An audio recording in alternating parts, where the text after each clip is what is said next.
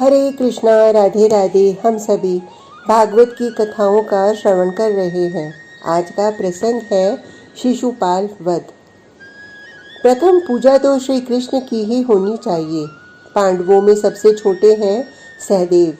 उन्होंने ही ये बात कही थी, अग्र पूजा के योग्य श्री कृष्ण ही हैं। ये समस्त देवों के देव हैं। देवता, देश, काल यानी समय और धन यही हैं। ये सृष्टि पालन और संहार के कारण हैं। ये परात्पर हैं। हे ऋषियों, हे देश विदेश के राजाओं और हे इंद्रादि देवों, क्या मैं पांडु नंदन सहदेव सत्य नहीं कह रहा? आदि नारायण यही तो हैं श्री कृष्ण। इतना कहकर उस सभा में सहदेव चुप हो गए थे। सभा के समस्त गणमान्य व्यक्ति सहदेव की बातों में सत्य का शोध कर ही रहे थे कि भीष्म पिता ने उठकर सर्वप्रथम सहदेव की बातों का अनुमोदन किया।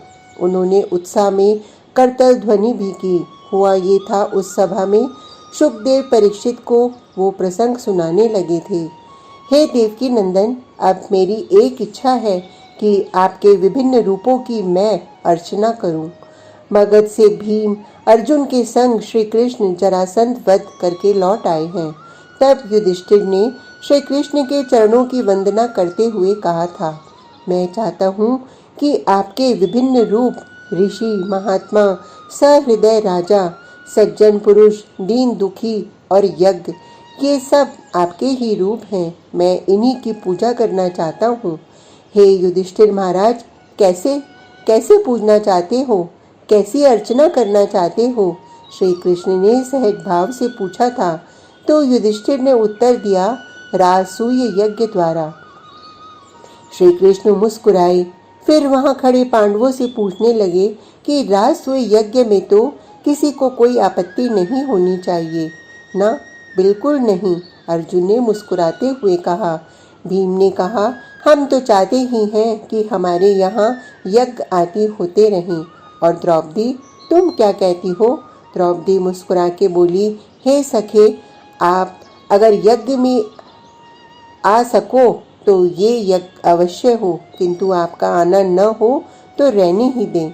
शुकदेव कहते हैं, पांडव अपनी आत्मा से भी अधिक श्री कृष्ण को प्रेम करने वाले हैं।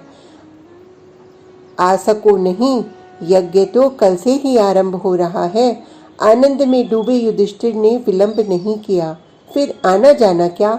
श्री कृष्ण यही है और यज्ञ इन्हीं के सानिध्य में हो जाए। यज्ञ की तैयारियां आरंभ हो गई थीं। देश विदेश के राजाओं को तुरंत निमंत्रण भेजा गया।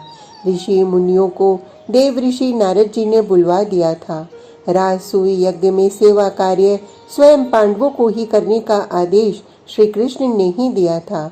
इसलिए द्रौपदी भोजन की व्यवस्था में स्वयं थीं और इनके सखा ऋषियों के पद पखारने में। आज राजसूय यज्ञ आरंभ होगा। सभा में समस्त राजा महाराजाओं का आगमन हो चुका था। नभ से ऋषि मुनि भी आ गए थे। सनकादि, अंगिरा, व्यास, पराशर आदि ऋषि भी पधारे हैं। इंद्रप्रस्थ के राजा हैं युधिष्ठिर और महारानी पद में सुशोभित है द्रौपदी।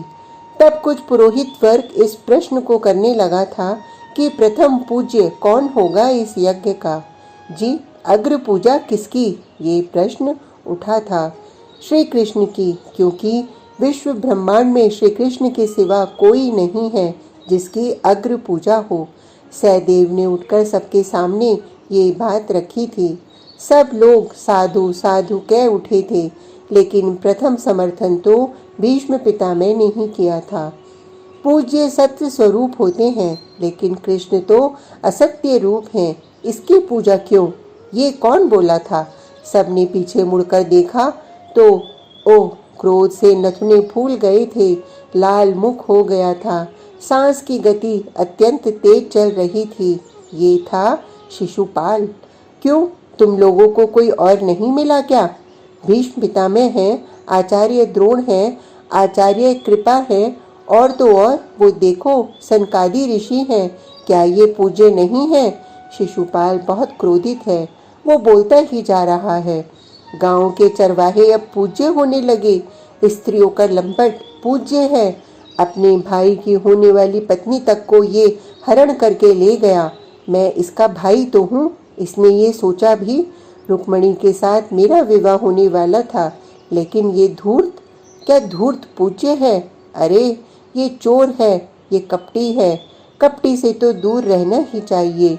ये विश्वासघाती भी है। विश्वासघाती की परछाई भी अपवित्र कर देती है। इसका तो जो मुख देख ले उसका दिन ही अमंगल हो जाए। ऐसे कृष्ण की तुम लोग इस पवित्र राजसूय यज्ञ की अग्र पूजा करोगे? और किसकी बात मान रहे हो? बालक सहदेव की। ये तो बच्चा है, इसकी बात मानकर दुष्ट कृष्ण की पूजा करोगे तो तुम्हारा भी अमंगल होगा। भीम की गदा हिलने लगी, अर्जुन का गांडीव कांपने लगा। नकुल ने अपनी तलवार से अपने हाथ को घायल कर लिया था। ये सब शिशुपाल से क्रोधित हो उठे थे, लेकिन श्री कृष्ण ने सबको शांत किया और संकेत में सहज भाव से बोले, गाली तो दे रहा है किंतु हृदय से दे रहा है। जो वर्ण व्यवस्था को नहीं मानता उसे तुम लोग क्यों मान रहे हो? सबका झूठा खाना, जाति पाति का कुछ नहीं देखना।